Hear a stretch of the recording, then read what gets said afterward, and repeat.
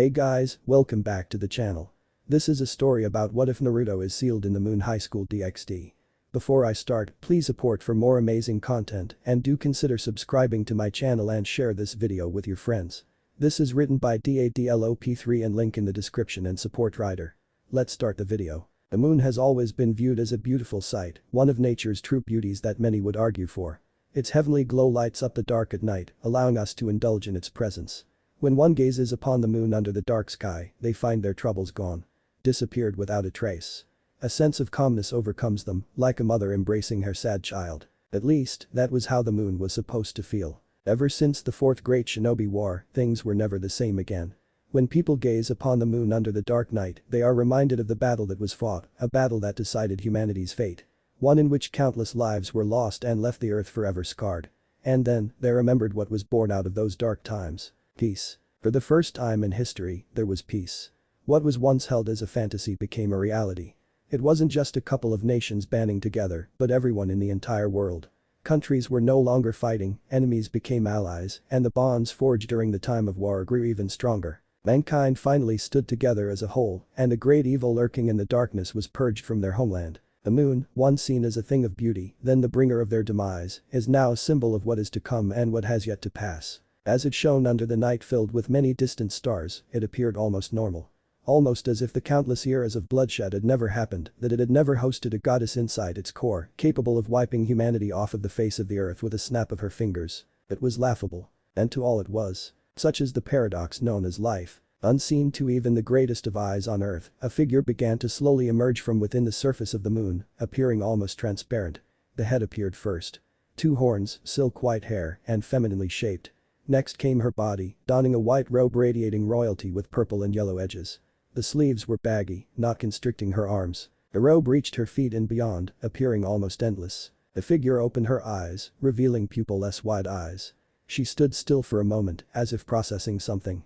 She blinked once, and when she gazed upon the earth, her face twisted into one of rage. The very air around her was distorted. Twisting and bending in ways never thought possible. Cracks began appearing on the moon's surface as her power fluctuated wildly, waiting to be unleashed at a moment's notice. The figure was Kagaya Otsutsuki, the rabbit goddess. Or at least, that was who she was supposed to be. Now, she was nothing more but the remnants of her former self. A hollow shell left behind as a failsafe to raise the original once more should something happen. And unfortunately something, or rather 2 somebodies, did happen. The reincarnation of Asura and Indra, sons of Hagoromo Otsutsuki, her own grandsons of sorts, managed to seal her inside of a moon, just like their father and brother before them. Naruto Uzumaki of Asura and Sasuke Uchiha of Indra. The snarl on her face deepened at the mere thought of those names, those 2 boys who managed to stop her. Had they sealed her well within the earth dimension, she wouldn't have been so upset, in fact, she would have bided her time once again until she was freed. After all, time was nothing to an immortal. But therein lay the problem. They didn't seal her there. They sealed her within one of her own dimensions, a place where only she herself had access to. The only reason the traitor Obito managed to access those planes was by backtracking her own energy signature. However, with his visual powers now gone and dead, there was no one whom she could manipulate into freeing the main body. And she very much doubts the descendant of Indra would agree to help her should his eyes ever mature. Which meant all those years of planning were gone. All those years of waiting, gone. All because of a bunch of upstarts. There was no way of becoming whole again. And no way of reclaiming what was once hers. Kagaya's spirit looked down at her hands with a frown, already seeing them becoming a little transparent. With her main body in a different dimension, the link that provided her with a constant energy source was severed.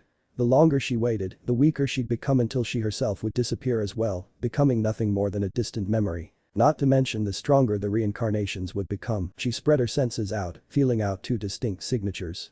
One was halfway around the globe, the other was relatively closer. The hollow shell had no doubts that the way she was now, she wouldn't be able to beat the 2 of them at once, especially as she grew weaker and weaker, the more she waited and exerted herself. If she was going to disappear soon, then she would bring one of them down with her by whatever means necessary. Naruto got up with a yawn and stretched wildly as the morning sun came into view, popping his limbs to relieve the stiffness in them. Turning toward the window, his face broke out into a wide grin. Despite being in a hospital gown and in an actual hospital, he really couldn't find himself to be all too upset. A part of him reasoned it was because he was so used to being put into the hospital that he just didn't care anymore. And as traditions go, a classic window escape was due soon. The sun is really nice this morning. Don't you think so, Kurama? Naruto asked no one in particular as he got out of bed, leaving it in a messy state, and began working out the kinks from within his body, starting from his feet and ending with his hands. Yes, hands. He looked at his prosthetic right arm which was wrapped in bandages. Moving it around, checking the fingers, opening and closing his palm. It seems the operation was a success, and Granny Tsunade managed to make sure his new arm, filled with Hashimara cells, didn't start randomly growing trees out of it. Apparently that was how what his face, Dasno or something, was defeated. The guy grew a freaking tree out of his arm, losing said arm in the process, and then some other stuff that happened which he had forgotten about. Talk about anticlimactic. Nevertheless, as he gazed upon his new arm, it felt almost surreal. The price for ensuring peace in the world had been nothing more than his own arm. During the final battle against Sasuke, Naruto had thrown his heart and soul at him and more. The battle was more than just winning, but rather whose ideals was worth fighting for and would be used to guide the shinobi world into a new era. The descendant of Indra and Asura had fought to the near death once again with everything at stake. At the end, Naruto came out on top and managed to bring Sasuke back, thus ending the cycle of reincarnation and hatred. The brotherly feud that devastated the landscape and caused countless bloodshed since the very beginning was finally over. Sasuke had returned to the village, now pardoned for all of his crimes, and was traveling the world to rediscover himself. A dark and slightly demonic yawn echoed from within his mind, snapping him out of his musings and signifying that his tenant and partner was finally awake. "And you kept it down, brat. I still have several hours left to go," the recently recombined Kurama stated rather sleepily. "You've been asleep for 3 weeks," Naruto said out loud with a slight twitch of his eyebrows as he went for his clothes which were lying in a neat order nearby. "Your point?" the kitsune shot back. "I'd say this is a well-deserved vacation." "Lazy ass," he muttered, but still smiled nevertheless. Kurama in return muttered something incoherent before going back to sleep, snoring loudly all the while. Naruto shook his head in exasperation. As much as he wanted his partner to do something besides napping for once, even he had to agree they deserved a break, even more so since the war was finally over and the emotional rollercoaster that came with it. After tossing the hospital gown away and then redressing in a white t-shirt with black pants, he quickly made his routinely window escape and scattered before anyone realized what was happening. As he walked around the village, he noticed the smiles and happy mood everyone was in, causing him to smile as well. Several greeted him with nothing short of gratefulness, something he noticed and returned. It was hard to believe it has several weeks since Kagaya was sealed and the war finally ended. Every nations, whether large or small, were still recovering from the near apocalypse and Judgment Day. The mourning of the dead had already passed, and even though there were some still coping with their lost ones, himself included, life must go on. People worldwide were celebrating, not only because the war was over, but also due to global peace becoming an actual thing. The hardships each and every one went through and the sacrifices that were made ensured them that humanity still lives on, now more united and even stronger than ever. As he walked around the village, he could see several people from the different villages mingling with each other. Chatting, trading, laughing, and jibing each other like old friends. The cycle of hatred that had plagued the world since the very beginning was finally broken. Naruto felt a pang of sadness from within him as memories of Jiraiya resurfaced, but he knew the old pervert would have been proud. No use thinking on the past, he reassured himself. After all, his godfather, he still couldn't believe the old pervert never mentioned anything of the sorts to him, had entrusted him with a legacy and he completed it and went beyond. If only he could find someone to carry out the other legacy, one involving the Icha Icha series, then the old toad sage may finally rest in peace. He'd do it himself, but he was pretty sure Tsunade and Sakura would skin him alive, heal him, before repeating that several times over. And people wondered why he never became a pervert. No, that time in the hot springs with Sai and Yamato while looking for Orochimaru never counted. Fortunately or unfortunately depending on who you asked, Yamato stopped him before he committed what could be called suicide by peeking on Sakura. Naruto paused mid-step.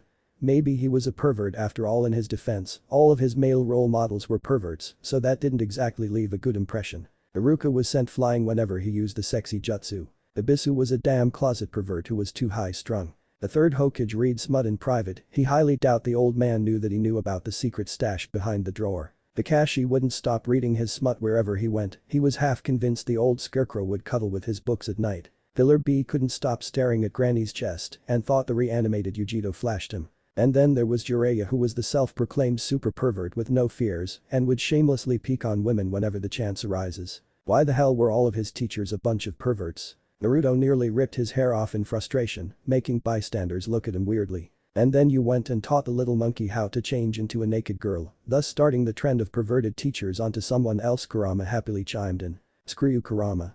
He gave the kitsune a mental bird. Aren't you supposed to be getting your beauty sleep? The fox snorted. Your midlife crisis, as amusing as it is to see you think for once, oi, was too entertaining to pass up. Naruto's eye twitched. I'm glad you found entertainment in my pains. I live for those moments. Damn foxes. Why the hell did he keep the overgrown furball again? Shaking his head, he decided to get back on track. His mind wandered to what he had to do today. With everything done and over with and the operation being a success, he could now resume his goal of becoming Hokage. Naruto shuddered, studying. There are no shortcuts to becoming the Hokage boss. Tsukuyu Konohamaru. Studying is torture. Expect a box full of exploding paint and a live chicken by the end of the week. But at last, it was true.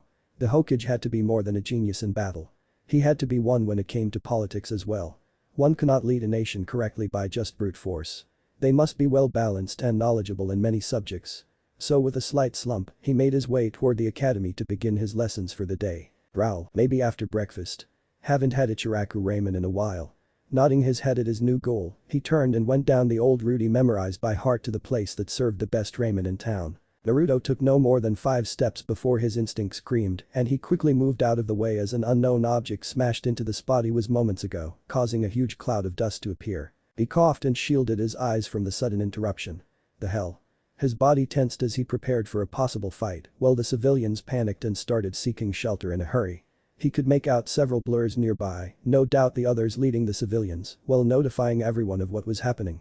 Who would attack at a time like this? Everyone was at peace and was allied with each other. To attack them would be a declaration of war to all of the 5 great nations, plus many of the smaller nations as well. Who was dumb enough? Suddenly, out of the dust cloud came the angry form of Kagaya, glaring daggers into Naruto's head while making an attempt on his life. Time seemed to stop as his body froze and his eyes widened as he stared at the familiar face of one of the strongest beings he had ever encountered and presumed gone. His heartbeat began beating harder and faster as a few sweats began to gather on his face. His throat seemed tighter and he felt Kurama waking up once again and also experiencing what he was going through. Luckily, despite what his initial reaction was, Naruto was able to recover and swiftly move out of the way by a hair length as Kagaya's hand went past what was undoubtedly his head.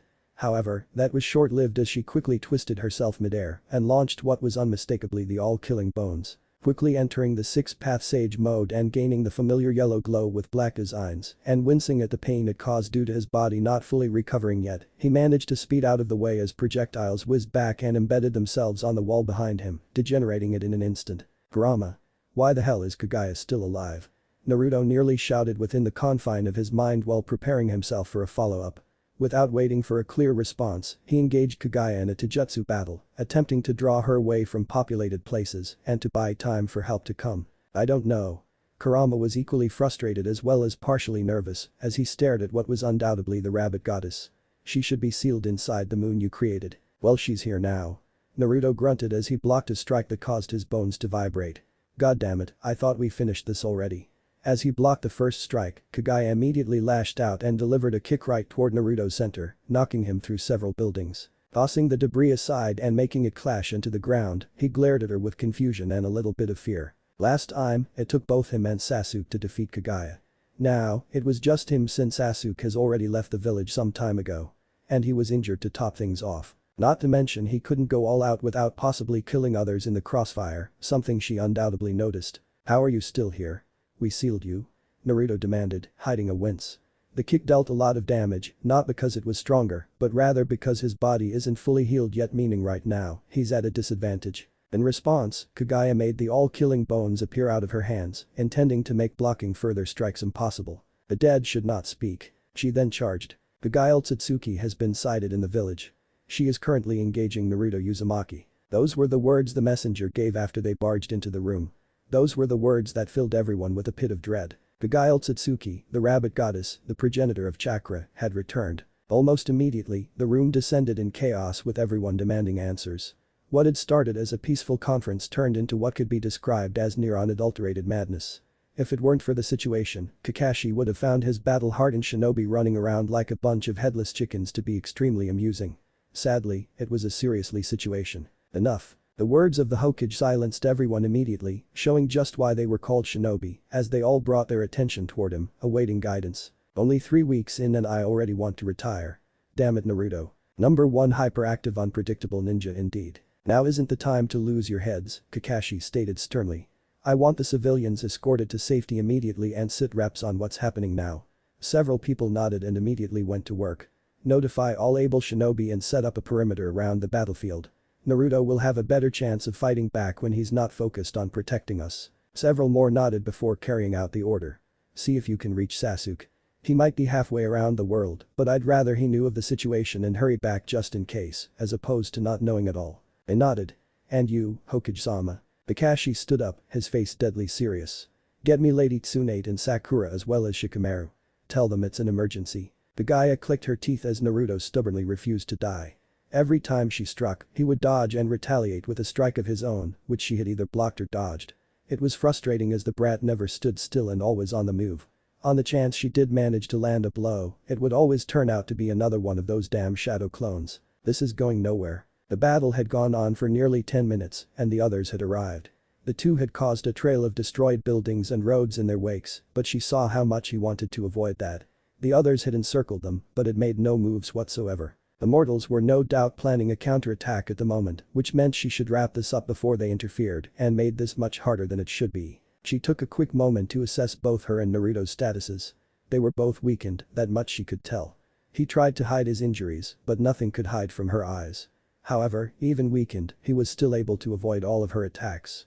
Both of them were slightly panting and covered in cuts and dirt, but neither had landed a fatal blow. Her remaining chakra was slowly depleting while his remained almost constant. The longer the battle dragged on, the more of an advantage he'd have. She could just use one of her techniques to rain destruction upon the area, however, memories of the fight between the main body and him told her he'd survive nevertheless, which meant her efforts would be futile. Kagaya glanced toward the side, feeling some stronger than average chakra signatures approaching.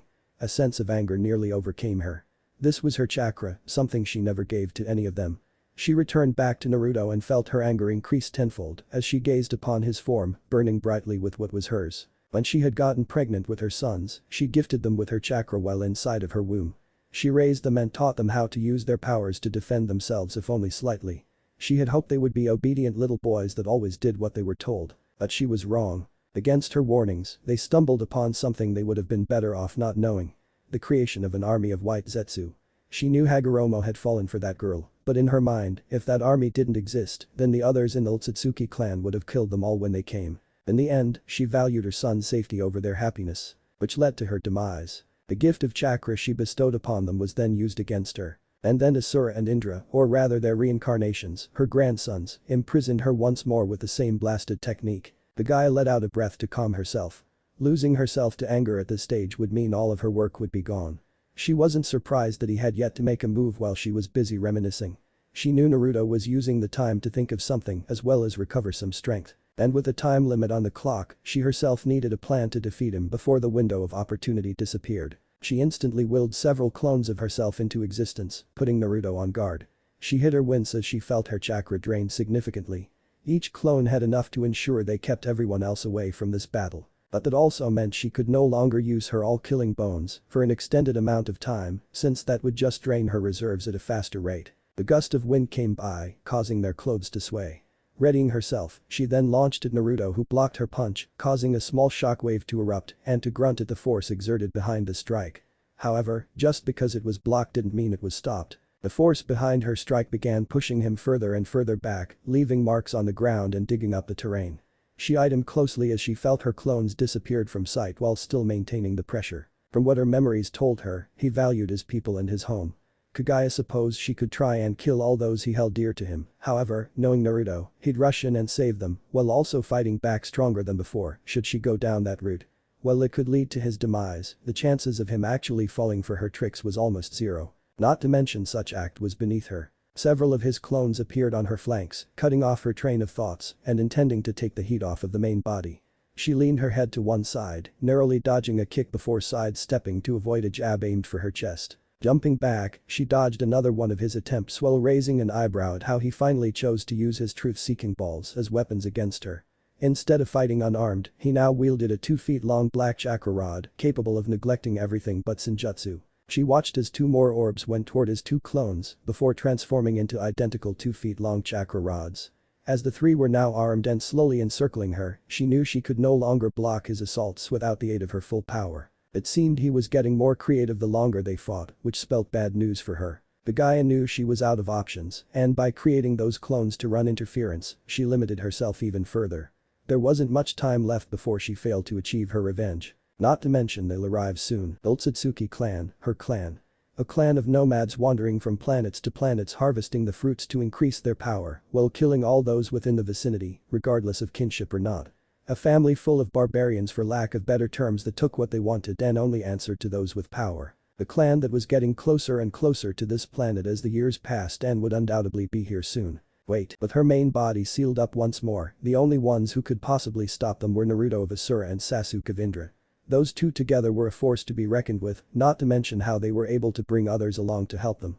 If she could get rid of one of them, then her clan would be able to finish off the rest with less oppositions. Neither of the two had to die, she doubts she could kill them at this point. One of them would just have to be gone when they arrived. Getting rid of the one world saviors so said world could be destroyed. She neared smirked at that, but held herself back to prevent him from being on guard. Refocused on the battle, Kaguya saw another attempt at her life. The Naruto in front of her charged forward, attempting to push her back to the other two. After the fifth swing, instead of moving, she quickly grabbed one of his wrists and snapped it in half. She took in a small delight of happiness at the yelp of pain, considering how much pain he had caused her. She then kneed him hard in the stomach, making him vanish in a puff of smoke and the chakra rod to hit the ground. Moving to the side, she saw another Naruto attempt a sneak attack from above, but missed. Exerting more than enough force to shatter several mountains, she delivered a strike to the back of his neck, causing him to dispel as well. Her eyes wandered around, looking for the original and quickly jumping in the air as he came bursting out of the ground, Rasengan forming instantly the moment he broke the surface. She didn't bother hiding her smirk as she absorbed his technique, slightly increasing her reserves while watching in satisfaction at the look of horror on his face as he realized what he had just done. Damn it, he swore as he quickly disengaged and made some room between them. I forgot you can't absorb any and all ninjutsu. His brow furrowed into one of concentration and determination with a slight of curiosity. She could see the gears in his head working overtime to fabricate a plan of action. He then opened his mouth and said, "Aren't you going to talk? You were chattier the last time we met." She failed to recall ever speaking more than 10 sentences during their last encounter. But since he insisted, "Thank you for your chakra." Naruto nearly face-faulted. "Oh great," he muttered as he picked himself up. "I can see where old man Sage got his sense of humor from." Gaia decided to ignore him before she lashed out and then be caught off guard. Back to her previous train of thoughts, the only way to truly achieve her revenge was to send him to a place where not even she herself would have access to, a place where Sasuke of Indra would reach him was by chance and chance alone. A one-way trip into the unknown if you will. Or in her case, creating an unstable portal with a mind of its own. Yes. She inwardly smiled at how she'd get her revenge. With him gone and with no way of ever saving him, their world will be destroyed. That will do quite nicely. She mentally cursed as she felt one of her clones disappear thanks to a mortal with a lazy expression and black spiky hair coordinating the attack. Her window of opportunity was slowly closing. It was now or never. Naruto eyed the still form of Kaguya warily. He had no doubt she was up to something, but he couldn't go charging in without a plan. The rabbit goddess wasn't someone who should be taken lightly, even if she was a hollow shell of her former self. Yes, Naruto realized, or rather Kurama realized, that the person in front of them was just a fragment of their greatest foe. However, even weakened, she was still as troublesome as he had remembered her to be. Their fight started in the center of the village, something that spelled doom for Naruto since he had to hold back his full strength. Even though he couldn't use his full arsenal, he made it up with his speed and reflexes when engaged in close combat. He attacked fiercely, pushing her back and giving her no openings as he led her further and further away from the village. Of course, that was easier said than done. She refused to be pushed back on more than one occasion and had no restrictions except worldwide devastation as he had noticed.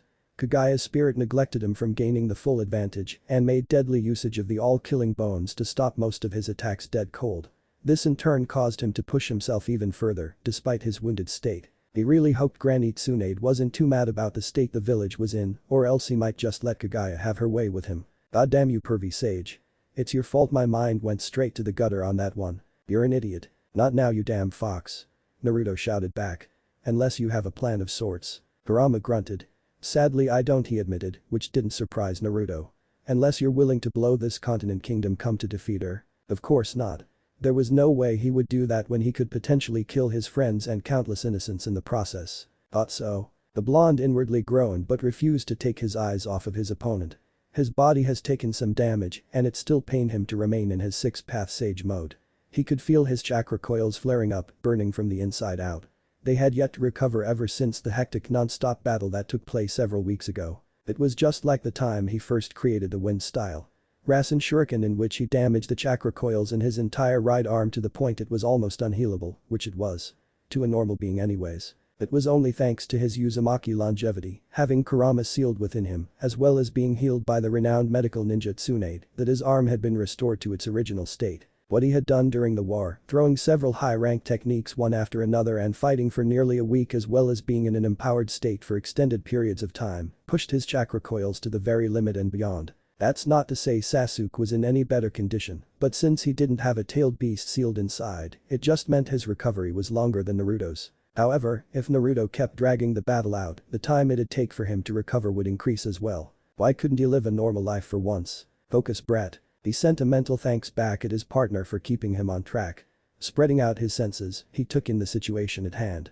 The Kagaya clones that disappeared some time ago were keeping everyone away from the battle. As much as he wanted to help his comrades, he knew he needed to have his full attention here or else she would defeat him. And if he was defeated here, the others would undoubtedly be next. That, and he took what Itachi said to heart about placing his trust in others' abilities to pull through.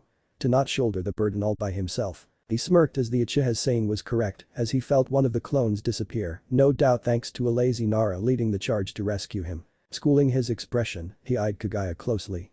He noticed that as the battle dragged on, the more transparent she was becoming.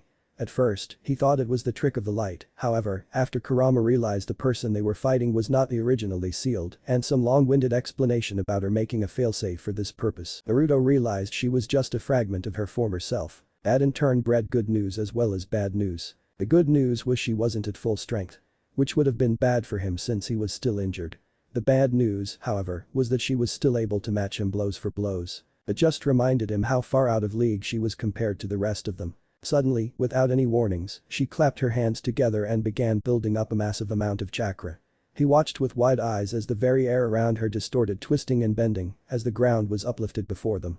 Her body began fading at an even faster rate with what was undoubtedly her last-ditch effort. However, Naruto only paid idly attention as he immediately charged forward, a chakra rod in both hands. But it was too late. The purple portal opened up right between the two, and Naruto widened his eyes at what seems to be an endless darkness. Cursing, he instinctively stabbed the rods in the ground, preventing the portal from sucking him in even further. He tried to free himself, but it seemed the portal was fully intent on dragging him into whatever hellhole that was placed in there. Hang in there, Naruto. If it weren't for the situation, he'd make a sarcastic remark about that entire statement. Sadly, now wasn't the time. Pumping as much chakra as his coils could handle and beyond, feeling his entire body burning up in the process, he held on to dear life, refusing to give in. He felt the Kagaya clones around him disappearing and his friends rushing toward his position the moment they were able to. He could hear their distant voices right now, shouting his name. Just a bit longer. He told him as he gritted his teeth while thinking of how to get out of this predicament. A feeling of dread appeared in his stomach as Kagaya appeared in front of him, as transparent as a ghost and quickly fading. On her face was a triumphant smirk. Knowing this might be the end, he refused to give her the satisfaction of his fears and instead glared with as much force as he could muster. She then spoke the words that would forever be embedded in his nightmares. Farewell, Naruto Uzumaki. Right before she faded, she delivered one final kick at his body, causing him to lose his grip and get absorbed in by the portal. His last image was his body entering the darkness as it quickly closed, his comrades shouting and rushing toward his location, only to not make it. He could make out the horror-filled faces and some tears as they knew they weren't going to make on time. He could remember Kagaya standing at the entrance, disappearing from sight but still smirking, knowing that finally, after the entire battle, Kagaya Otsutsuki had finally gotten her revenge. A dimensional gap. An endless space which exists between the three separate realms known as the earth, the heaven, and the underworld. There was no moon nor sun within this world, only a bottomless ocean of colors. No wildlife existed, nor was there a ground to stand on. It was a place filled with iridescent colors spreading as far as the eyes could see. A myriad of nothingness. Otherwise known as the void. With its toxic atmosphere, any who lack some sort of magical protection while in the void will quickly disintegrate due to the nothingness it contains. It was a world like no other. Governed by itself with no outside interferences. While the other gods and beings waged war within their realms, no one would dare to cause trouble when in the gap. For if they did, they'd encounter something far deadlier than their greatest nightmares. Deep within the void lay the legendary duo. A pair of dragon gods whose powers had no equal. Their unfathomable strength was something that made other gods and mythical creatures hesitate before even attacking. Being within the mere presence of either would cause them to realize just how foolhardy they were for even thinking of crossing the strongest existences. Of the pair, one was born from the nothingness of infinity, the other was born from the illusions of dreams. Office, the dragon of infinity. Great Red, the dragon of dragons. They were ranked at the top of the food chain, leagues away from the other competitors. For several millennia, their spot went undisputed. The dragon gods, both feared and respected even among their own kin, were well known within the world of the supernatural community for a reason. And because of their power, they were also the most sought after, son of a Bai-Blug. Whatever one Naruto Uzumaki might say while spinning uncontrollably through air was suddenly cut off as he upchucked the contents of his stomach containing yesterday's food while traveling at high speed through the unknown. And then there was Kurama, who wasn't doing any better, given the fact he had front row tickets to what was undoubtedly the worst ride of his life. Brat, please stop. The fox managed to weakly get out during the continuous hell spin. One could easily tell from his tone just how much suffering he was currently going through. Oh gods, this stinks. Let's just assume he was talking about the ride and not the smell. Anyways. What the duo was going through could be described as being stuck inside of a giant hamster ball with no way out while rolling non-stop down the side of a hill which seemed to have no end, while spraying the insides of said device with a variety of colors. I'm trying. The golden glow responded back as his world turned upside down for the near millionth time. The duo didn't even know which way was up and which way was down even if you asked them. Try plug harder. This was even worse than those times he was sealed within Mito and Kushina Uzumaki while they were pregnant. He still has nightmares from the experience. Oh, the Raymons. Luckily, Kurama was saved from remembering the vivid details as the sounds of Naruto's grunting echoed within the now removed seal. He was redoubling his efforts to stop the unwanted hell ride one Kagaya Otsutsuki had sent them in, trying his best to rebalance himself if the growing struggles and slow descent were anything to go by. After another long 15 minutes, Naruto was able to stop himself in midair, albeit wobbly, much to the relief of the two of them. Never again, he commented once he was sure nothing was going to come out again. Agreed. You're still cleaning up the mess you made, the blonde reminded him with a twitch of his lips. He made the mess, he'd clean it up. Damn it. Chuckling and with his head still spinning, Naruto adopted a serious expression as he spread his sense out while remaining on guard for a possible attack. As his vision became clearer and more stable, he realized the place he was in was devoid of all light and lifeforms, as well as only being covered with an endless ocean of colors. As interested as he was to know how that was possible, there were more important matters to attend to. He scanned his surrounding, looking for anything out of the ordinary. He quickly turned around, expecting a sneak attack from behind. He looked up and down, making sure to have his blind spots covered, as well as have his senses covering said blind spots. His yellow cross-like eyes remained on full alert, even though nothing had happened after 5 minutes of him being able to stand still for once. The truth-seeking balls hovered around him, ready to be used in a moment's notice. Nearly a month ago, during the fight with the original Kagaya, she was able to cross several dimensions with ease, taking them with her. When she had sent Sasuke into another realm, she then literally became one with nature, making it hard for Naruto to counterattack. Since she was a part of nature itself, it made it extremely difficult for him to pinpoint when the next attack was coming off. It was only thanks to his abnormal reflexes that he was able to avoid the worst of the barrage. While he did know the Kagaya he had recently fought was nothing more than a fragment of her true self, the fact it was still able to open a portal and send him through meant that, if it was here, it too might have merged with the surrounding environment. And in a battle, being cautious was better than being dead. I'm not getting anything, Kurama Naruto thought in his head, deciding to use the mental link in case she was around.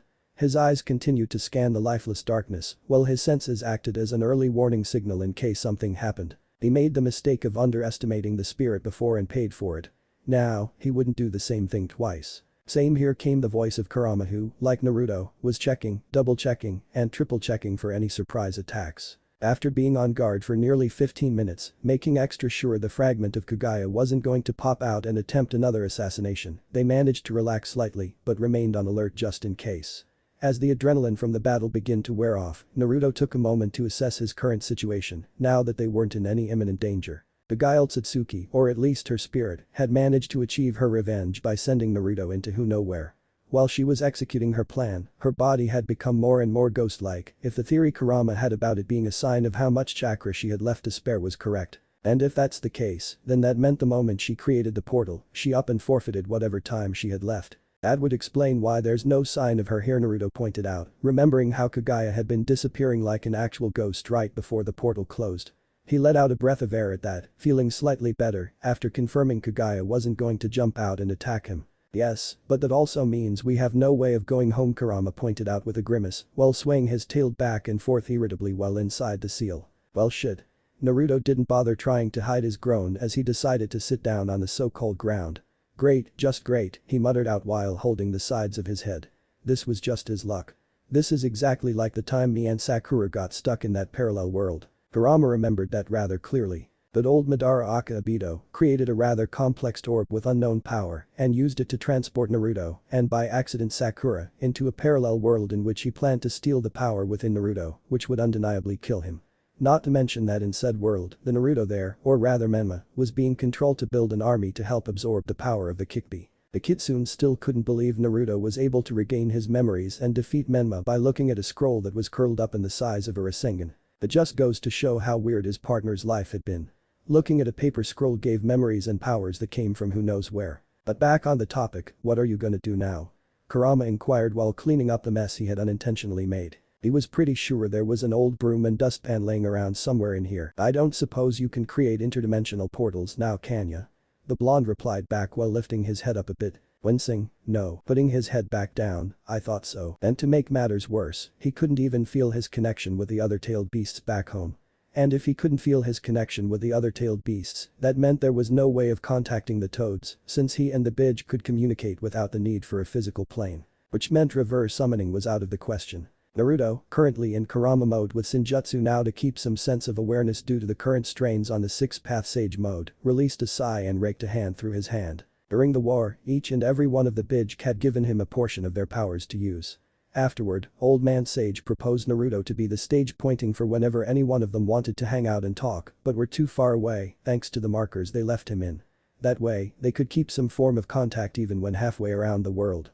And boy did they use it. A chuckle escaped his lips as he remembered the weekly talks and fun times he had with Gaara and Shukaku and many others when using that link. If the damn Tanuki wasn't so stubborn, both he and Kurama were convinced the raccoon would have rejoined with Gaara by now. Releasing a bitter smile, he decided to lay down on the ground with his hands behind his head, staring out into literal space with a single thought plaguing his mind. I wonder how they're doing back home. Gray eyes looked on with curiosity, as well as with a hint of annoyance, as she drew closer to the yellow glow several miles away, her purple dress swaying through the non-existence air. She had felt his power the moment he had entered the void, and she must admit, the power rolling off him was unlike anything she had ever felt.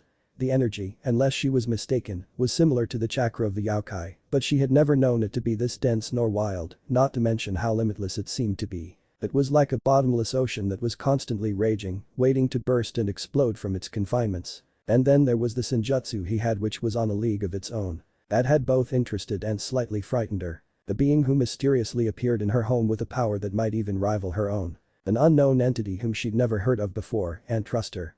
Had she known, she would have snatched him up in an instant, never mind whose powers she'd never felt. The wild card who might just help her achieve her one true goal, to get rid of Great Red from within the void so that she may return to her eternal silence. That was more than enough of a reason for her to approach this strange being who powered down a bit some time ago.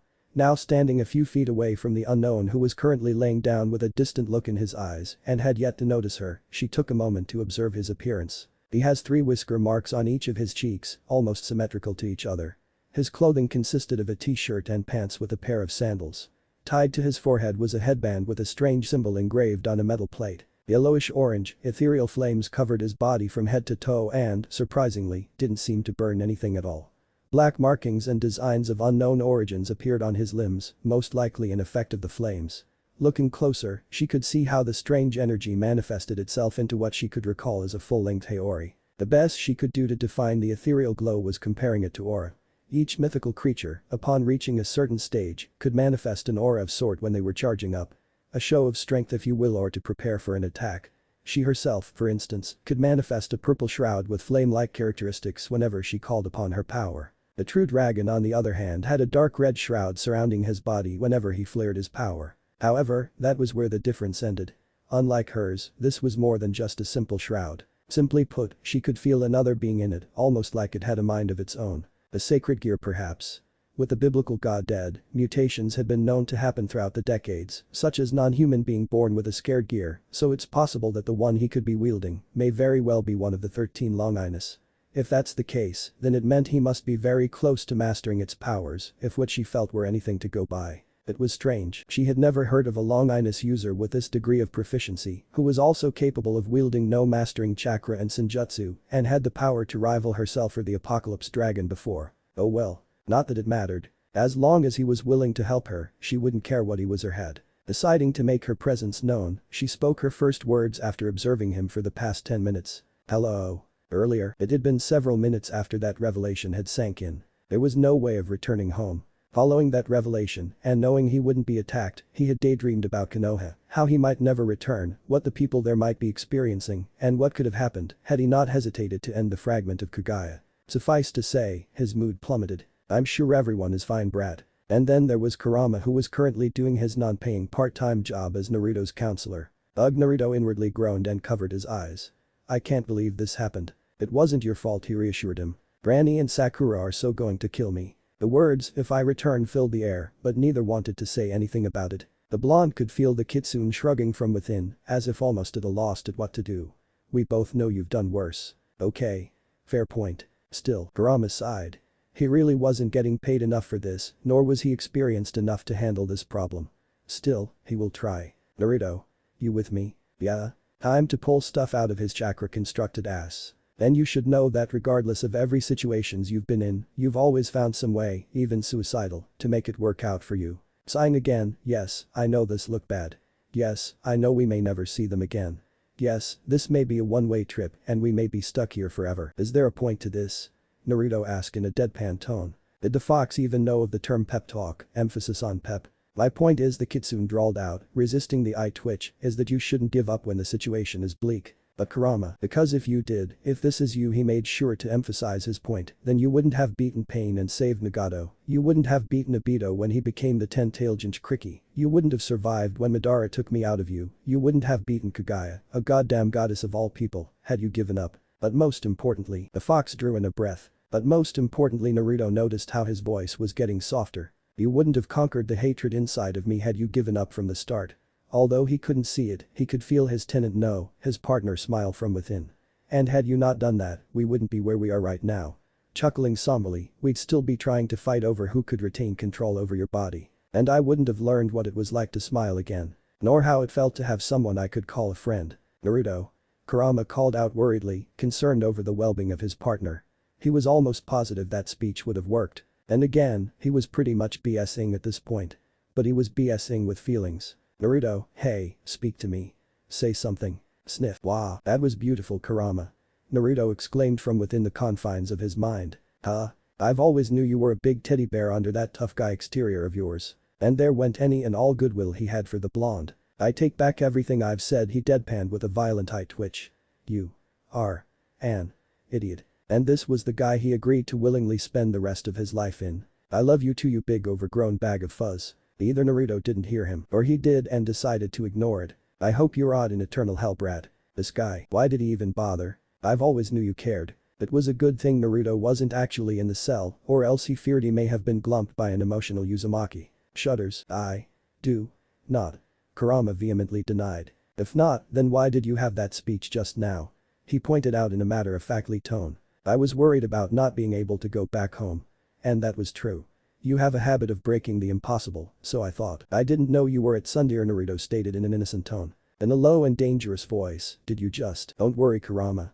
He exclaimed, ignoring the killer intent sent his way. Your secret is safe with me. On the outside, Naruto crossed his heart. The way he promised that made Kurama almost want to believe him. Almost. If he hadn't started it in the first place. Come in the cell and say it. The kitsune roared out. I'll show you my gratitude, you brat. And by gratitude, he meant beat the idiot senselessly until he was nothing more than a puddle. And there's the deer. Naruto pointed out chirpily. I was wondering when that would come into play. Oh, for the love of, why you little, I'll give you a hug later. Promise. Naruto vowed and sent a mental peace sign before he quickly cut off the mental link. I don't want your stinking hugs, you hairless monkey. Naruto snickered as he felt the anger Kurama was transmitting through the link, no doubt embarrassed for being called out like that. It wasn't his fault, honest. It's just the fox was too easy to tease and the tough guy act really wasn't fooling anyone once you got to know him. That, and the blonde made it his job to pull the sticks out of everyone's asses, his partner included. Said partner sent another wave of anger through the link. Staring into the void, he would admit that, all joking aside, the kitsune, his partner and someone who he was very grateful for, made a very good point about him not giving up when things were looking bleak. Yes, he wanted to give up. Yes, he thought it was the end of the world. Yes, he might not see his friends again or become Hokage. And it's true. But so what? Back when Obito was evil and was the Jinchuriki for the Jibai, he had shaken Naruto's resolve to the point he almost considered stopping right there so that no one else would die. And Naruto would have, had it not been for certain individuals who managed to snap him out of his funk and remind him of just who he was. And now, the same thing was happening. His resolve was weakened, but Kurama of all people, the self-proclaimed incarnation of hatred itself, had helped him when he needed it and had pulled him back on his own 2 feet. So yes, while it's true he might not be able to return home, he knew that if the others saw him in this sorry state, they would have pounded some sense back into him, especially Sasuke who might literally pound some sense into him. Naruto inwardly shuddered. No more electrocution please. Or being roasted alive. What was it with Uchiha, lightning and fire? Seriously. Nevertheless, another reason why he wouldn't despair, at least fully, was how Kurama was right to state how things usually work out, one way or another. While it's true he might be stuck here, knowing him, he could either eventually find a way home or learn to love the new world he's in just like he did back home despite the rough start. Things usually have a way of fixing themselves, regardless of how bad the situation may be. For instance, how else could he explain the fact he finally got to meet his parents when all he had to do was almost release the seal containing the strongest bitch who wanted to destroy humanity just because he went a little berserk? Or how he had to nearly die so that he could unlock a power he'd never had before to defeat the enemy or enemies who threatened his way of life? Or how he had to nearly die again just to show how far he was willing to go to save a friend from darkness and manage to convince said friend to do so when they're both bleeding, missing an arm, and on the edge of death? He swears on his life there was some divine being out who makes it its job to make his life a living hell. He just knows it. Hello. Ah. Speak of the devil. Jumping onto his feet and slightly away from the voice, Naruto glared at the person who nearly gave him a heart attack, only to find the girl with dull gray eyes. He could have sworn it was a divine being answering his call. Don't scare me like that. He raised a fist and comically shook it while the other hand was clutching his chest, hoping to calm his rapid heart somehow. At least he knew it was friendly. Why would an enemy announce themselves never mind greet the person they're about to injure, considering neither of them had met before? He very much doubt the little girl was a threat considering she didn't exude an ounce of malice in the air. Wait, she didn't exude anything. No chakra signature, no malice, no presence, nothing. Kurama. This was beyond the scope of anything he could handle alone. Why must you always attract the weird one? The kitsune grumbled while spreading out his senses, knowing this wasn't the time to be holding a grudge. Unless she really was harmless, and if that's the case, then he was going to give the blonde idiot the ass-kicking of his life. What are you doing in my domain? Her soft voice reached his ears, but something, unseen to him, felt off. It was like her words were there, but her heart wasn't. Brat Kurama cut in, interrupting his thought process. She's waiting for an answer. Naruto blinked. Oh. Ah he scratched the back of his head like he always did when sheepish. Sorry about that. I didn't mean to intrude on your home. Looking around, it's a nice place you have here. Not to mention weird. Now that his head was clear, he finally noticed something that wasn't there before. How the very aura this place gave off was one of nothingness, as in there's nothing to feel at all. That shouldn't be possible since even when Kagaya sent them through several dimensions, he could always feel something about it. Ever since Old Man Sage gave him his power, his connection with the world skyrocketed to the point he could pinpoint where someone was and how they felt all within the span of seconds. He could also notice the subtle differences in locations as well, such as how one place may be more pure or corrupted, for lack of better terms, as compared to others. Here though, he couldn't feel anything. No taint, no warmth, no life, nothing. Granted he was in Kurama mode and not Six-Path Sage mode at the moment, but still, he should have sensed something. It was like a void of sorts, one deprived of literally everything. Naruto glanced toward the little girl who had not moved or spoken for a while. Taking in her appearance, he estimates she was around 12 years of age or so. She had long, flowing raven locks that reached toward her hips, which was held together by a cute purple headband. She was wearing a purple gothic Lolita dress that reached her knees with white designs at the rims, along with a pair of white shorts and black flat tops. But the real question here was why the hell were there X-shaped tapes covering what was obviously her modesty? Seriously, what sort of irresponsible parents would do that to their "Are you done yet?" eh? His partner sighed. The two of you have been staring at each other without neither one noticing for the past 5 minutes, he helpfully pointed out, hoping it would clear up some confusion. They were like two peas in a pod. Ah, me kettle. You're both idiots. Kurama snorted at his own joke. Anyways. Hello. You there? Naruto waved his hand. You're sort of staring at me. This was just awkward. You think? Not now, damn it. The duo watched as the mysterious little girl slowly blinked, as if coming out of whatever trance she was in. Bluntly asking, why are you here? The duo's sweat dropped at how emotionless she was. Heck, Naruto was certain she could put Shino to shame. And that was saying something considering he rarely talks, and when he did, it was always monotone. At least she used a soft tone when she spoke. Hocus brat, Kurama reminded him while sighing once again.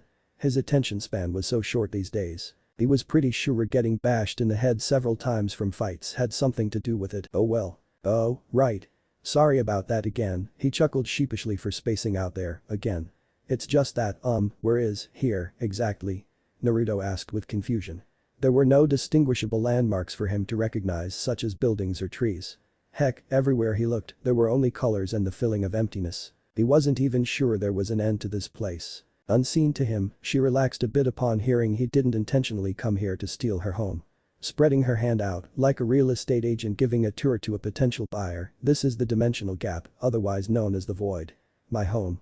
Her voice did not change at all, remaining the same blandness since the very beginning even after the revelation. Void, huh?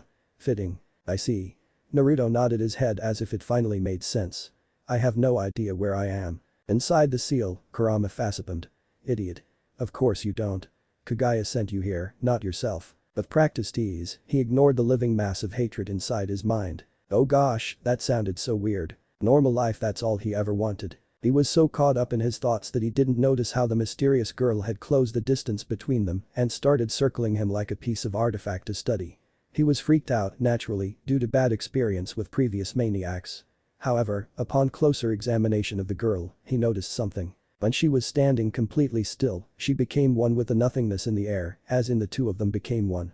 However, now that she was moving and he was focused on her, he could see how he'd missed sensing her before. While she didn't actually give off an aura of sort, aside from one alike to the surroundings, she did have her own unique feel to it. The best example he could come up with was like a small insect standing on top of water. If the insect was still, there were no ripples or vibration to be seen on the surface because there are no disturbances. However, when the insect starts moving, one can clearly see the ripples it caused and how uneven the water could be. Of course, that's if you paid close attention, since that insect was, say, in the middle of a lake or an ocean. The same applied in this situation. The girl had blended into the natural or unnatural surroundings, which made it extremely difficult for Naruto to sense her, not that he could sense anything from her aside from nothingness, unless she was on the move, and that's only if he's paying attention to the slight changes around him. Talk about scary. The pair shivered at how, if she was the enemy, she could have killed him without him ever noticing anything before it was too late. Poke. Oh oi. Would you cut that out? Naruto squeaked as she started prodding him like a scientist would to a specimen. He really hopes this girl isn't like Orochimaru. Or have snakes. Why did they always want to eat him? Are you a god of sorts? Blinking at the sudden question, he mustered a smart, eh? Inside the seal, Kurama blinked since he too was caught off guard by the question. The girl nodded, as if she figured something out. Demigod then. Wah no. What the hell? Why did she think he was a god? Ahahaha. You a god, oh my spleen. Kurama's laughter echoed from within his mind. Naruto gained a tick mark. What's that supposed to mean, you overgrown fleabag? Noothing, hahaha. The kitsune roared before rolling around on the ground, laughing all the while. The brat is a god. Oh, by the sage, he could already imagine the amount of new laws and regulations involving ramen of all things taking place. Free ramen Tuesday. Ramen as tribute. Death to all other food. Or how he would make it mandatory for everyone to wear orange just because he could. Suffice to say, Kurama wouldn't stop laughing anytime soon. Naruto silently clicked his teeth. Stupid fox. Oh? She raised an eyebrow in reply, wanting him to elaborate further. I'm not a god or demigod. Kurama's laughter increased in volume, or whatever. Pointing toward himself, I'm human. I'm human. Those words echoed within her mind as she had to once again reevaluate her opinion of the being in front of her. He was a human with the power to maybe even rival her own. A powerful being from a completely different realm, one of which wasn't affiliated with any of this world's factions. A being who apparently had something sealed inside of them, unlike a scared gear, something she had been trying to figure out whenever the chance arose. There were two separate entities within him, each with their own different signature, but at the same time, they were the same. No, not the same. It was more accurate to say they mixed. Interesting. Could you really blame her for prodding him earlier? It's not every day one gets to see someone with so much power packed into them. Observing him closer, she noticed the cut and scratch marks all over his body, most likely recent and probably the cause of him ending up in her home. Because his arms were hidden from view before, she now saw how his right arm was wrapped in what seems to be bandages. His pupils were cross-shaped, something she had never seen before. He was tall, most likely around 5'8". His hair was spiky, but what caught her interest was how the cloak of his made what seemed to be two yellow flame-like horns on his head. It was strange. Based on his appearance, she originally believed him to be a new god of sorts, most likely one of yokai. And yet, he claimed to be human, not that she didn't believe him. Any divine being emits a, for lack of better terms, divine presence of sort when in the area. This was so others would recognize just who they were. It's also very handy when controlling masses as well as gaining new followers, since the people would feel as if someone really were looking out for them. That in turn bred more faith and thus increased their own power. This human, before her, did in fact emit a presence, but it wasn't divine upon closer examination. It felt like nature. But he can't be a nature god, for not even they would deny godhood, especially when their powers grow to such proportions.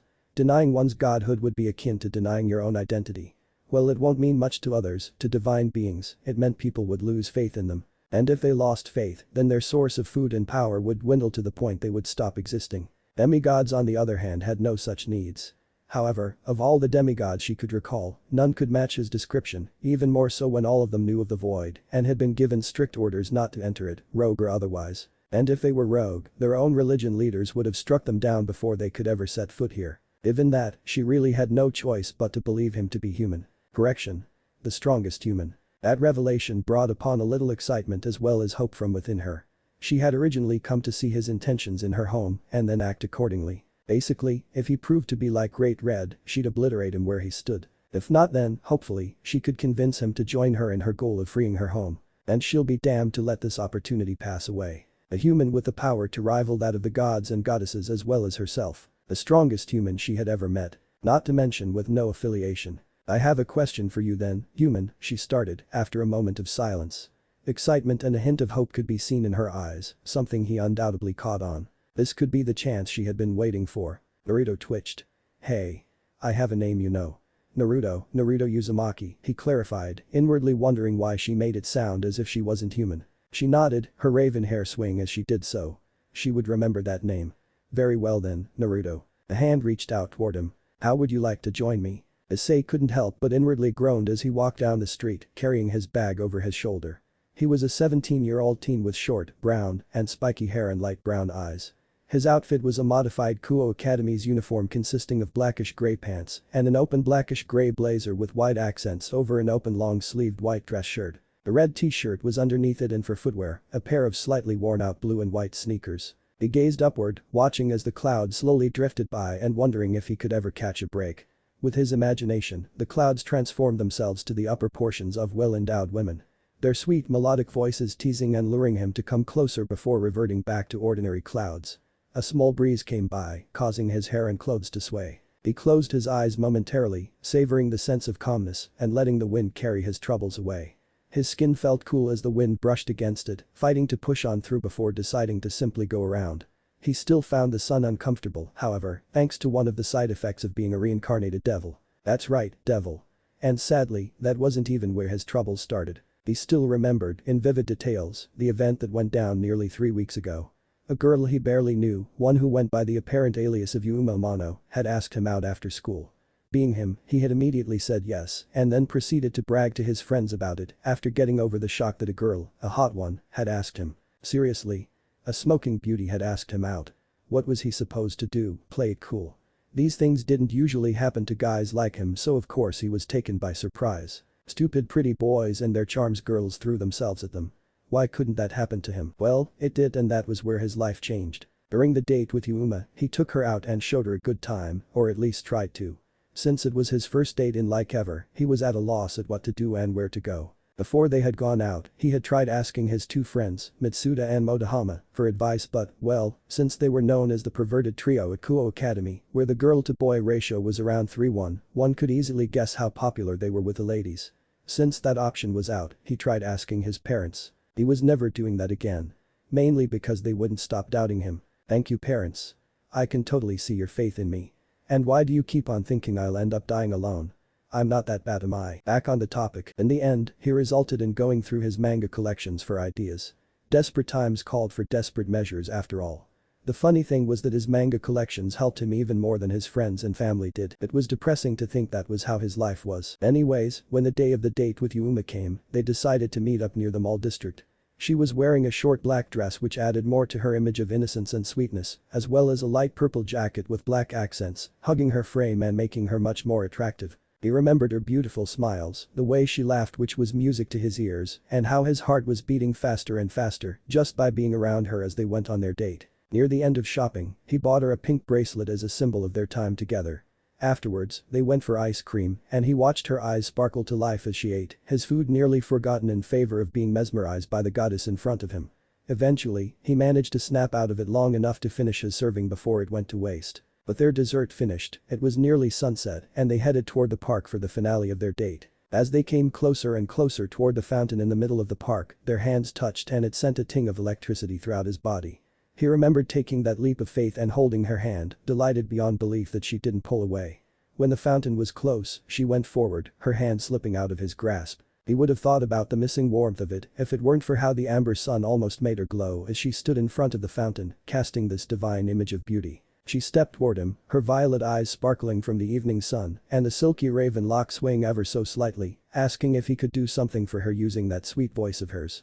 Of course, he immediately said yes, promising to do whatever she wanted. And that was when things took a turn for the worst. The rest of the memory came as a blur due to the shock, as well as the short viewing of her naked form when she underwent a transformation. However, he still remembered those words, the words that would change his fate forever. Would you die for me? Yuma Amano, or rather the fallen angel as they were called as he was taught later on, the girl whom he had liked, created a spear of light and stabbed him with it. He didn't remember what had happened besides laying on the ground and bleeding to death, but he did recall wishing to die in the arms of a beautiful girl. He remembered the flyer he had picked up earlier glowing as a figure emerged from it, almost as if answering his call. And that was how Ria's Gremoni, one of the two beauties of the school, showed up and then proceeded to offer him a second chance by reincarnating him as a new devil. Issei sighed as he continued walking. Since then, his life had been one hell ride, no pun intended, after another. The following week was full of confusion as he wondered why nobody could remember Yuma, almost believing and agreeing that he had dreamt her up. As he walked into the park where he last saw her, he was attacked, again, by a fallen angel, and nearly died, again. After the second time, he got to meet the devils of the Occult Research Club, which consisted of Ria's Gremoni, Akeno Himejima, Yudo Kiba, and Kaneko Taoju, who were all popular, who then proceeded to explain the whole devil business he was a part of. From then on, he'd been adjusting to the devil life while also trying, and failing, to earn contracts from humans so he could advance in rank and finally have his harem. Yes, as a devil, once he'd reached a high enough level, he could form his very own harem. He couldn't help the perverted giggle that escaped his lips. Are you okay?" his companion asked. He had forgotten she was even there. She was a petite little thing that barely reached his chin. She had long blonde hair and green eyes that, coupled with her cute face, radiated an aura of innocence. She wore a dark teal nun outfit with light blue accents, a white veil with a blue trim over her head, and a brown satchel slung on her right hip. A pair of brown boots occupied her feet, and a silver cross necklace hung around her neck. "Yeah?" he exclaimed quickly, not wanting her to know what he was thinking about. "Sorry about that," Issei replied sheepishly back to the cute Italian nun whom he had met a couple of minutes ago, one of which he promised he would show her to the church, while getting to know her along the way. What he did manage to learn was she had a sacred gear just like himself. Only hers deal with healing others as far as he knew, unless his could do something like that as well. She was also a very kind-hearted individual who would treat others nicely, regardless if they were a devil or not, which was how she got kicked out of the church and ended up here in Japan. Though he couldn't help but feel there was more to the story considering how she looked and sounded while talking about her sacred gear, something she claimed to be a gift from God. While he didn't push, he did wonder why he felt weird when he caught sight of her holy cross around her neck. "Look." Her voice snapped him out of his musings as he followed her instruction. "There's the church." Issei nodded as he gazed upon the building. "Yup. That's the church all right. The only one we have actually," he trailed off, idly wondering when the church had opened again. Last he heard of the place was when they were shutting it down. The lights inside were on, which meant people, so it had probably been reopened recently. An unknown pressure bared down on him. He suddenly went stiff as he felt his body sweating, warning him something dangerous was nearby. All of his instincts screamed at him to get away, to get as far away from the church as possible. His left arm started shaking and his spine felt chilly. His throat felt tight as his legs slowly moved backwards on their own. It was fear a prey would feel when cornered by a predator. Fear that if he made any wrong moves, his life would be forfeited. Fear that, as a devil, if he got any closer to the church, he'd die. I'm so relieved we found it. The nun exclaimed with a bright smile as her emerald eyes shone with gratefulness, snapping him out of trance. I'd better get going, Issei said calmly, trying to cover up and make his exit as natural as possible. The sooner he got away from that building, the better off he'd be. And the sooner his arm would stop shaking. Wait. Sadly, it looked like he wouldn't get that chance. I want to thank you for helping me. Would you like to come in for some tea? She asked politely, wanting to repay him for his kindness. The devil and a nun walks into a church to have a cup of tea. No, just no. He'd likely die before that happened, probably by some random third-party interference. The day was turning out to be a mess, and it wasn't even noon yet. Sorry, he replied back as gently as he could. But I really have to get going. He didn't want to deny her, really.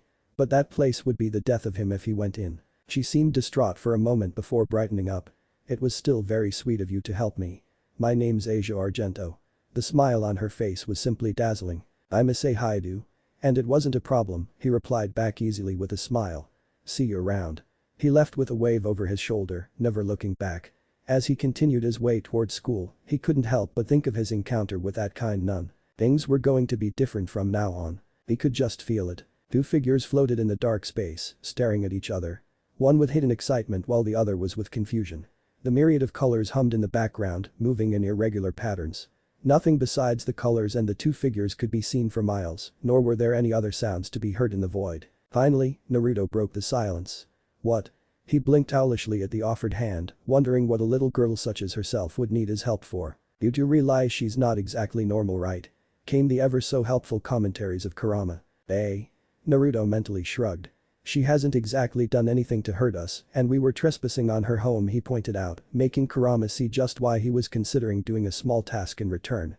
That, and he didn't want to sit around and just wait for some miracle to happen so he could suddenly return home. Might as well do something in the meantime. Besides, stranger things have happened before. What's one more to join the list? He said cheerfully, though he was inwardly crying at his abnormal life. Let's see, off of the top of his head. He learned he had a demon sealed inside of him. His first C-rank mission turned A-rank. He got swallowed by a giant snake, had to fight a demon, met the super pervert, summoned a giant toad with a drinking problem, fought another demon, and he learned he had a terrorist organization after him when he was still 13 years old. Naruto inwardly hung his head. Kurama rolled his eyes as he felt the exaggerated sadness Naruto was emitting from within the seal. How the idiot had managed to last this long was a mystery he wouldn't be solving any day soon. I want you to join me. Came her simple bland voice that reminded him he wasn't alone and snapped him out of his faux misery. Recovering, join you? Naruto asked the little girl in front of him with a raised eyebrow. Her raven hair swayed as she nodded. Yes. She had retracted her hand a few moments ago after seeing how he didn't jump at the offer. The blonde scratched the back of his head with golden arm. Sorry, he started off, but I have no idea who you are or why you would want my help, he said, and hinted as to why he hadn't provided a clear answer as of yet. He wasn't going to help someone without learning who they were or why they needed help in the first place. If it was back to when he was 13, then yes, he would have offered his assistance without asking a single question. However, after witnessing what the real world was capable of, he knew he should at least obtain some information before accepting. Naruto knew he was naive, and he still is, albeit less. However, nowadays, it was mostly by choice. The one who managed to save the world wasn't someone who allowed realism to control him. No, the one who saved the world was someone who understood how reality worked, how cruel it could be, and would still stick to his beliefs, regardless of how idealistic they were. If sticking to his beliefs, being called naive, was what it took to save the world and save his friends, he would gladly do it all over again, for as long as the world needed saving. That was just how he was. Back to the situation at hand, he noticed her gray eyes lighting up in understanding, most likely already figuring out what he wanted from her. Her posture straightened a bit and her eyes stared into his. I am Office, the Infinite Dragon God. Naruto nodded slowly as the girl gave him her name. Infinite Dragon God. He mused. Interesting, definitely better than Scarecrow and whatever Orochimaru's henchmen had. He didn't pay much heed to it because titles were just that, titles. Some had them because they had earned it, others were mostly self-proclaimed. Some could actually live up to their titles, such as the first Hokage, who was dubbed the God of Shinobi. Other people, however, such as bandits being a prime example, couldn't because they chose those monikers for a purpose in mind, such as intimidation. He didn't believe Office's title for the moment unless he saw her transform into some sort of infinite dragon god or whatever. Plus, she was a little girl. How could a small thing like her be a dragon god? Kurama merely rolled his eyes. You'd think he'd be used to these things by now. That's right, the now dubbed Office replied. Naruto tilted his head, a look of confusion plastered on his face. But aren't you a girl? He couldn't help but asked. I am a shapeshifter. I can change to any form I want, however, I prefer this form the most, she explained, gesturing to her childlike body. So, Naruto drawled out, making a mental note she it is a shapeshifter, you like to take the form of a little girl and have been in it the longest. Kurama merely raised an eyebrow at his partner's questionings. Where was he going with this? She nodded slowly, her eyebrows slightly furrowed together. Yes. So wouldn't that make you the infinite dragon goddess? Naruto pointed out. It made sense if one thought about it. God referred to a male and goddess referred to a female. Since Office had been in a little girl form the longest and prefer it, she should change her title from god to goddess so people wouldn't be confused. The duo watched as Office became unresponsive and her face unreadable. I think you've stumped her, Kurama pointed out matter-of-factly after not hearing from her for several minutes. Oops. Came his oh so eloquent response. Was he not supposed to do that? I see, she started off slowly after her brain finally rebooted itself. The duo's sweat dropped. Shaking her head to clear away that revelation, nevertheless, Office started, I require your assistance in completing a personal task of mine. And what task is that? To join the Cows Brigade and get rid of Great Red. Naruto tilted his head. That answer only gave birth to even more questions. What's the Cows Brigade? He inquired. The Cows Brigade is an organization formed to help me achieve my dream. A world of silence. He raised an eyebrow in response, though he was inwardly frowning. Those words sounded so familiar to him. What do you mean by a world of silence? To tell you would require me to start from the beginning of where this begun, she stated. After seeing his nod, she continued, very well. As you know, this place, the Void, is my home and has been for a long time. Back then, I've always had this place to myself. The vibrant colors, the endless space, and the presence of silence were all mine and mine alone. And I suppose this all changed when this Great Red showed up. Naruto asked neutrally, trying to connect the dots himself like how Haruka, Kakashi, and Granny had taught him. The Office nodded. Indeed. I had left this place for some time. Wandering endlessly across many realms in search of anything of interest. From the great halls of Asgard to the ninth circle of hell, I searched. But I could not find any. She shook her head at the last part. When I had returned home after my long journey, I saw my home being occupied by another being. Great Red, the dragon of dragons, in place of my absence, had claimed this place for himself, she said with a small frown and tone of disdain. Could you not have asked him to leave? I mean, it is your home after all, he asked curiously. Her face remained impassive, but he could have sworn he almost saw her snorting. I have tried, but Great Red is nothing more than an immature brat whose only care in the world is to perform ridiculous aerobatic stunts and have deemed my place as the only suitable dimension for it. Naruto's sweat dropped. What the hell did he get himself into this time? Seriously, this sounded like something out of an old fairy tale. A princess requests help from a distant hero to drive the evil dragon off of her home. Only this time the princess is a dragon, and the evil dragon that he is to fight sounded like a stunt devil who had yet to reach puberty. Kurama roared in the background with laughter. Shut up, damn it. Rescue a princess from a literal dragon, check. Bwahaha. Put a sock in it, you overgrown hairball. The kitsune only laughed harder. Naruto breathed in, then breathed out. He'd get back at the peanut head later. And because he refused, you created this Cows Brigade. She nodded. What can you tell me about them? He inquired. Might as well know who he might possibly be working with in the near future if he chose to accept this task. The Cows Brigade is composed of creatures with unique abilities. The organization had been around for centuries with the numbers steadily rising. Devils, fallen angels, and humans make up the majority of the members there. All have pledged their aid and power in removing Great Red from my home when the chance arises. In return, I granted each person a blessing of my power for them to use as they pleased. Kurama stopped laughing and joined Naruto in staring at her unbelievably. What? Resisting the urge to twitch, if I may ask, seeing her nod, he continues, if they have been around for as long as you claimed, then why haven't they done anything about your problem yet? Naruto inquired as calmly as he could while making a mental note that she is not as young as she appears to be. Whatever gave you that idea? Came Kurama's snarky voice.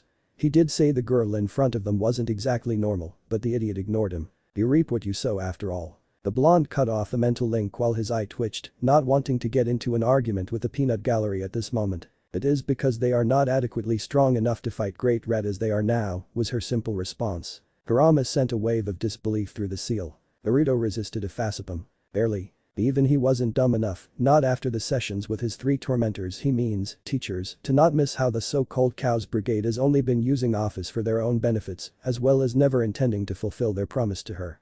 While he himself would never break a promise, he knew he couldn't say the same for others. A verbal response could easily be taken back as well as be misleading if done right. In other words, they knew what Office wanted to hear, told her that they were there to help, and once they got accepted by her, they would then receive power to do whatever it is they pleased. And he doubt the Cows Brigade was full of pure-hearted people. It sort of reminded him of the Akatsuki before it was disbanded.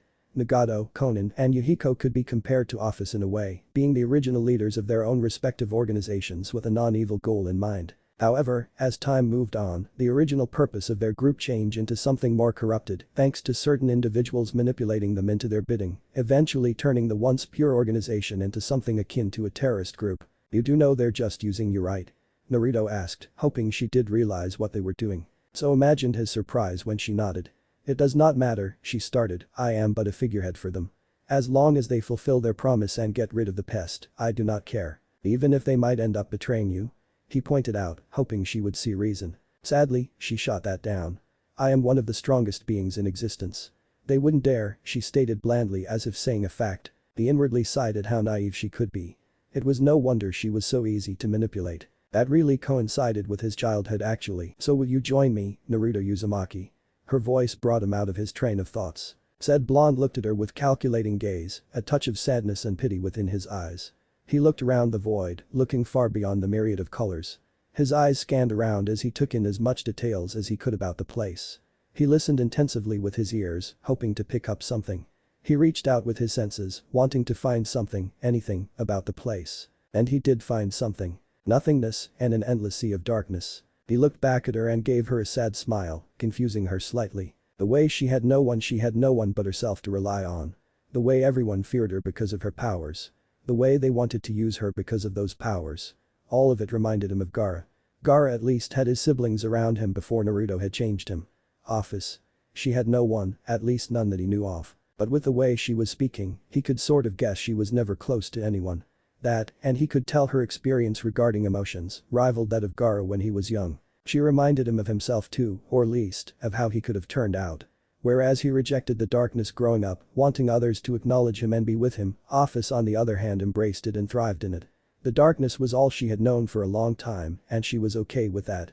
She probably left her home because she was curious as to what the world was like. However, seeing that she preferred the silence, she must have grown to hate it. And that reminded him of Sasuke. Naruto bit his lips. This being in front of him, the one who welcomed the darkness so openly, the one who was so used to its presence that she wished for nothing more but for it to return with her, could she have been how Sasuke would have turned out had Naruto not convinced him?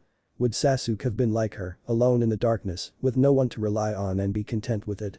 Was this what Sasuke had wanted? Eternal isolation from everyone? He looked around at the void, the endless place with no life in sight. There was no light, no air, no trees, no wind, no sun, nothing.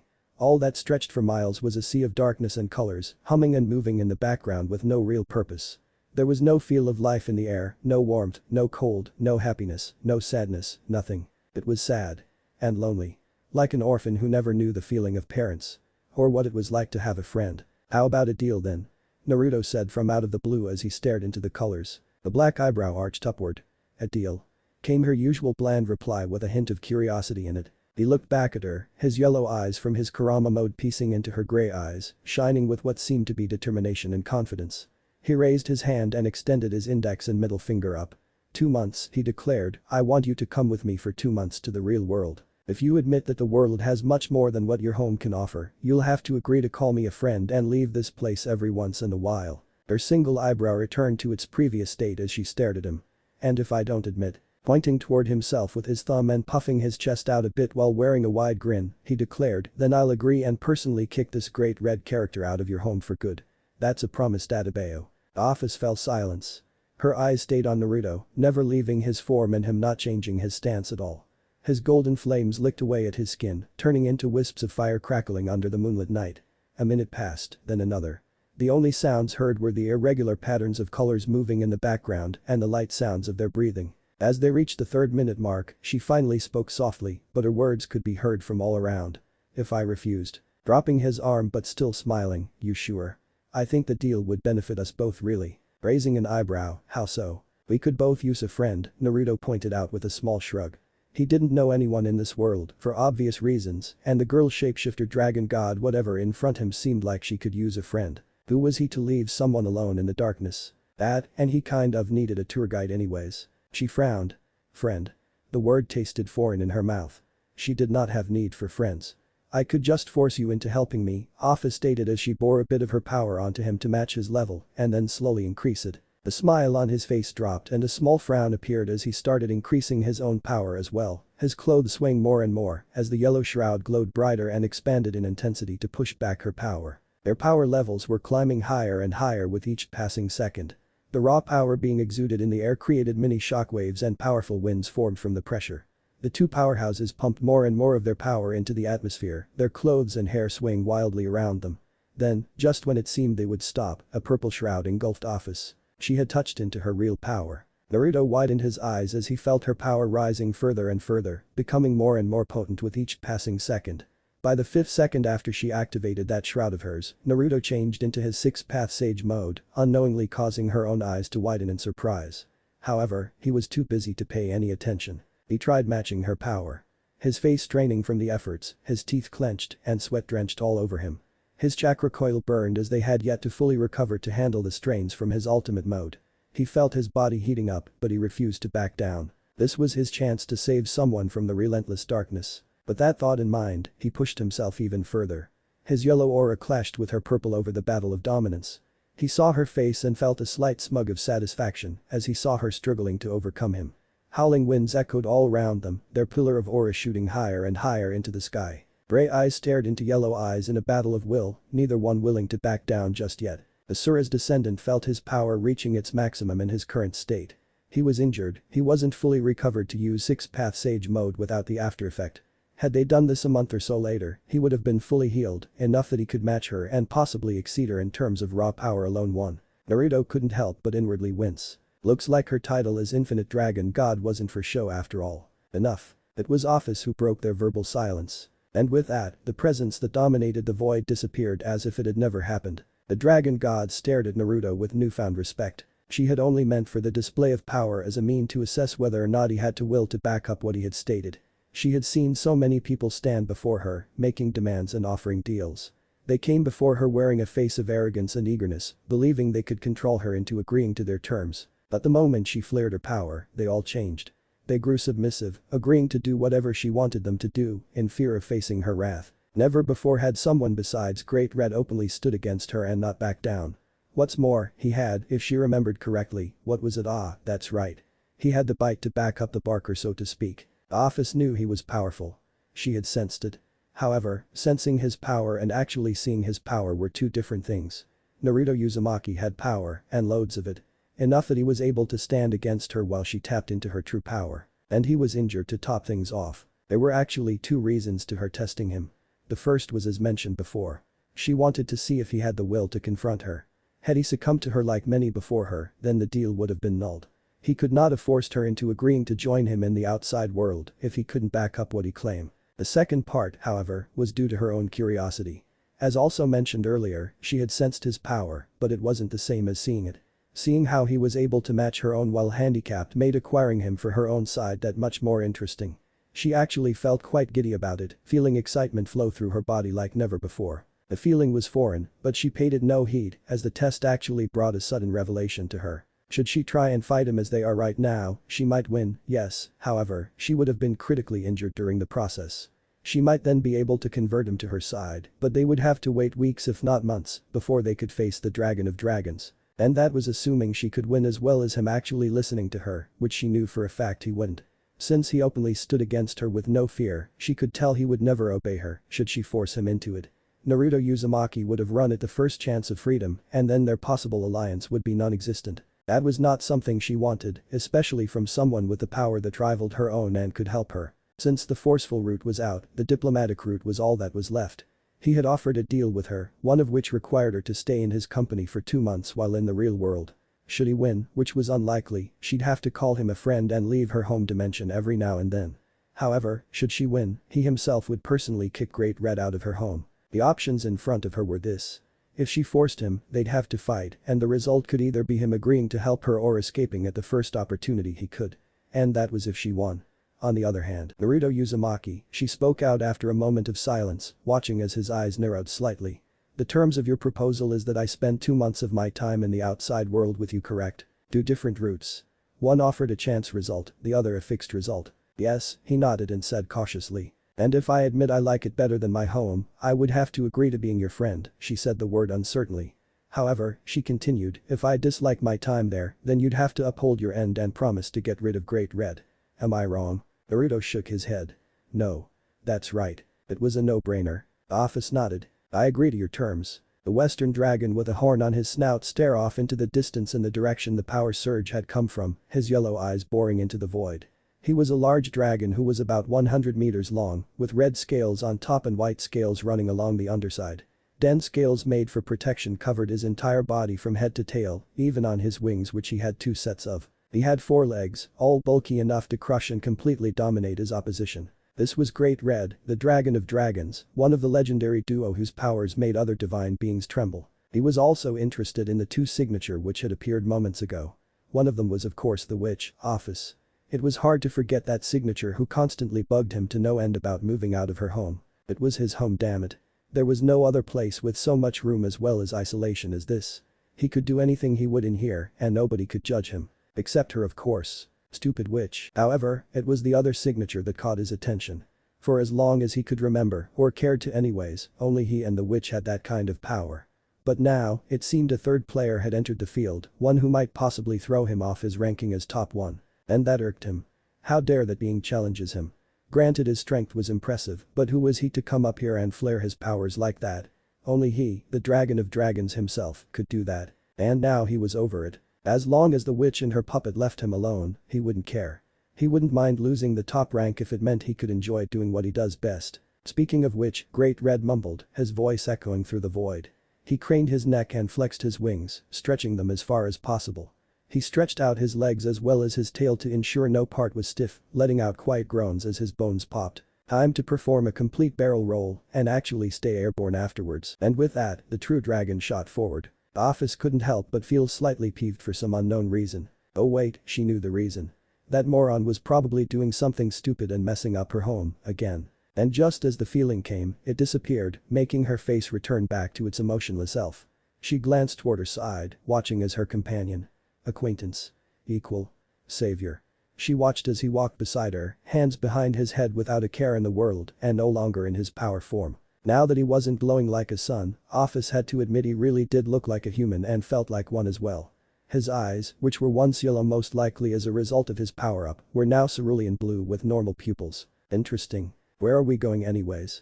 He asked while observing his surroundings with interest in the forest path they were walking on. Since you had no knowledge of this place and I had no desire to care where we spend our 2 months, I've decided to pick a random location within one of the realms for us to go to, she explained flatly. Naruto made a sheepish expression. Sorry. I know you hate the outside world, but I'm sure if you give it another chance, you'll learn to love it out here. He exclaimed while pumping his fist in the air. Looking at him out of the corner of her eyes, and what makes you think I'll change so easily? Because I'm here, Dadabeo. And I'm going to make sure that for the next 2 months, you'll learn to enjoy life and have fun like I do. He flashed her a wide grin. Eyes lingering on him a moment longer, she then turned back ahead, opting not to comment. A few moments later, they came across a clearing on top of a cliff overlooking a big city. Welcome to Kyoto. The afternoon sun bore down overhead, illuminating the city as well as slightly irritating Office who was not a fan of the light. Towers that surpassed the height of those back home stood before Naruto, all made from unknown designs he was not familiar with. Sounds, which sounded like honks, echoed from within the city and a silver bird flew overhead, roaring all the while. Strangely, it seemed the place was divided into 2 places, as evident that, from where he was standing, further back on the right side were buildings which resembled those back home. Feudal Japanese homes to be exact, if only Naruto knew what that meant since Office took the liberty of explaining some stuff to him on the way here. Compared to the city on the left, the right looked old. Ancient. Outdated. However, to him, that just felt right. Probably because it reminded him on home, but he'll take that over the alien side any day. In the seal, which Naruto had restored the mental link earlier after Office agreed to the terms, Kurama nodded his head in agreement. Say Office, he pointed toward the similar Konoha design, can we go over there first? She merely shrugged. Okay. You might want to suppress your chakra, Naruto, Kurama advised. If what Office said was true, the Yokai or whatever here could sense your chakra from miles away. Naruto thought about that. He wasn't here to cause trouble, even if trouble always found him. He was here to show Office a good time for the next 2 months or so. That being said, after hearing Office explain how each of the factions in this world had an unstable peace accord, getting caught up in a political shitstorm was something Naruto did not want to deal with right now. Especially since none of his teachers or friends were here to bail him out in case something went wrong. Knowing him, something will go wrong. That, and he hadn't completed his lessons on politics yet. And they had made it perfectly clear he was to avoid politics until after his lessons were completed and to also have someone with him at all times, which he was totally fine with. They'd talk, he'd fights. It was a mutual agreement. Right, Naruto said, agreeing to his partner's suggestion. Suppressing his chakra was a good idea. There was a pause between the two. How'd I do that? Kurama facepalmed. What if Naruto is sealed in the Moon Highschool DxD? Thanks for watching my video till the end. If you enjoy this content, then do consider subscribing to my channel and leave a like if you guys need the next part, comment down, and thanks for watching the video and see you guys in the next video.